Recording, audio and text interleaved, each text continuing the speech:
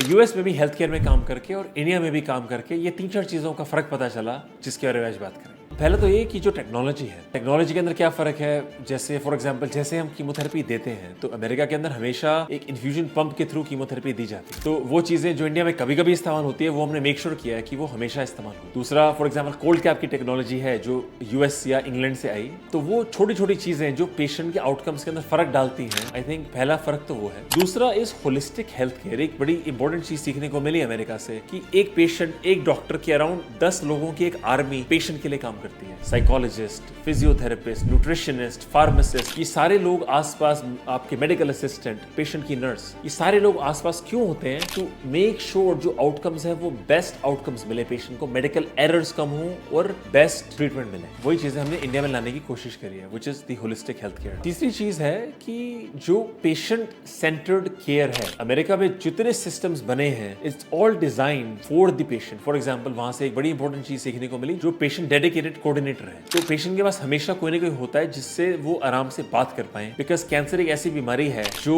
Patient को many ways के अंदर अफेक्ट करती है। और चौथी चीज है जो अमेरिका में एक कल्चर ऑफ स्क्रीनिंग या टेस्टिंग है। दैट्स द रीजन कि अमेरिका में ज्यादातर कैंसर के केसेस हमें अर्ली स्टेजेस में मिलते हैं, बट एग्जैक्टली ऑपोजिट इंडिया में। तो आई थिंक अगर ये 3-4 चीजें हम इंडिया में ले आए तो we can be at par with America today.